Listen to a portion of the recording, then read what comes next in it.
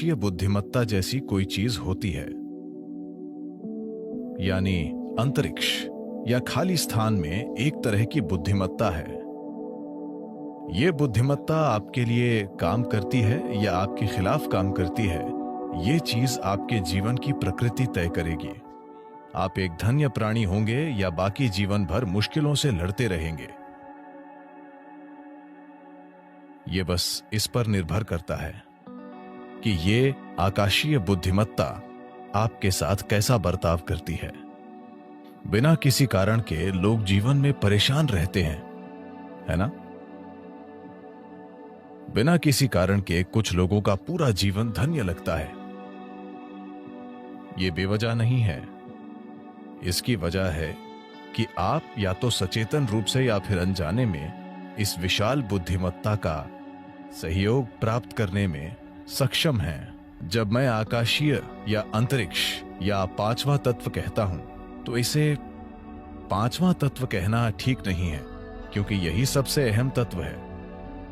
बाकी दूसरे चार बस उसके ऊपर काम करते हैं। मूल तत्व आकाश या अंतरिक्ष है, इसी पर दूसरे चार काम करते हैं। हम यहां एक गोल ग्रह पर बैठे हैं और यह घूम रहा है। पृथ्वी का घूमना, सौर मंडल, हर चीज। मैं चाहता हूं कि आप ये जान लें कि आकाश ने हर चीज को अपने स्थान पर थाम रखा है। आप अपने स्थान पर अपने आप नहीं बैठे हैं, इसीलिए नहीं कि आपके पास बैठने के लिए नितंब हैं।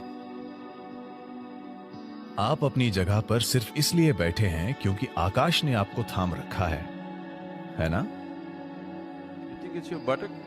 आपको लगता है कि यह नितंब की वजह से है? आपके नितंब से नहीं, आकाश ने आपको थाम रखा है। आकाश ने पृथ्वी को अपनी जगह पर थाम रखा है। यह आकाश है जिसने सौर मंडल को थाम रखा है। यह आकाश है जिसने इस आकाश गंगा को थाम रखा है। आकाश ने ही पूरे ब्रह्मांड को थाम रखा है और कोई तार नहीं बंधा है। बस यूं ही, बस ऐसे ही थाम कर रखा है। अब ये आकाश, अगर आप जानते हैं कि इसका सहयोग कैसे लें, अगर आप जानते हैं कि अपने जीवन में आकाश का सहयोग कैसे प्राप्त करना है, तो आपका जीवन धन्य होगा। मैं आपको एक सरल प्रक्रिया सिखा सकता हूं, जो वैसे भी हमेशा आप में से आधे लोग नहीं करेंगे। आप बस इतना कीजिए, सूर्योदय के बाद सूरज के 30 डिग्री का कोण पार करने के पहले, 30 डिग्री का मतलब इतना, 30 डिग्री के कोण को पार करने से पहले आकाश की ओर देखें और आपको आज थामने के लिए नमन करें। जब यह 30 डिग्री को पार कर जाता है, दिन के दौरान किसी भी समय ऊपर देखें और फिर से नमन करें। सूर्यास्त के बाद एक बार फिर ऊपर देखें और नमन करें। ऊपर किसी भगवान को नहीं, बस आकाश को। आपको आज थामने के लिए बस ऐसा कीजिए। जीवन नाटकीय ढंग से बदल जाएगा। आप इसे सचेतन होकर दिन में 3 बार करें। अगर आपको इससे सहयोग मिलता है तो जीवन जादुई तरीके से चलेगा। एक ऐसी बुद्धिमत्ता जिसे आपने कभी सोचा नहीं था कि संभव है, वो आपकी होगी, क्योंकि एक बुद्धिमत्ता जो आपकी समझ से परे है अभी यहीं पर काम कर रही है ना? क्या ये नहीं कर रही है? ये वो बुद्धिमत्ता है जो ब्रह्मांड को थामे हुए है। ये वो बुद्धिमत्ता है जो सृष्टि का गर्भ है। It is in the womb of that intelligence all creation is happening. उस बुद्धिमत्ता के गर्भ में सारी सृष्टि घटित हो रही है और इसे आपके लिए नकारा नहीं गया है। उस तक पहुंच रोकी नहीं गई है। बात सिर्फ ये है कि आपने अभी उस ओर देखा ही नहीं। बात सिर्फ इतनी है कि आप अपनी छोटी सी दुनिया में इतने तल्लीन हैं।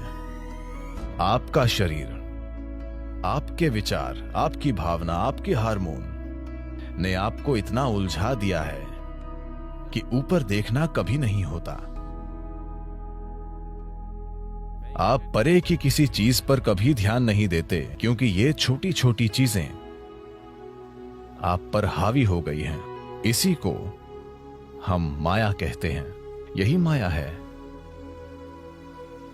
ऐसा नहीं है कि अस्तित्व मौजूद नहीं है, वो माया नहीं है। बात सिर्फ इतनी है कि ये माया है। जब कुछ इतना जबरदस्त और शानदार और विशाल घटित हो रहा है, तो ये छोटी चीजें आपको व्यस्त रखे हुए हैं और वे आपको ऐसा महसूस कराई हैं जैसे वे बाकी सब चीजों से ज्यादा असली हैं। इस सब का होना, ब्रह्मांड में आज तमामों शानदार चीजें हो रही हैं, बिल्कुल चमत्कारी और शानदार ढंग से। लेकिन विचार का एक छोटा सा कीड़ा आपके सिर में घूम रहा है और आपको व्यस्त रखता है।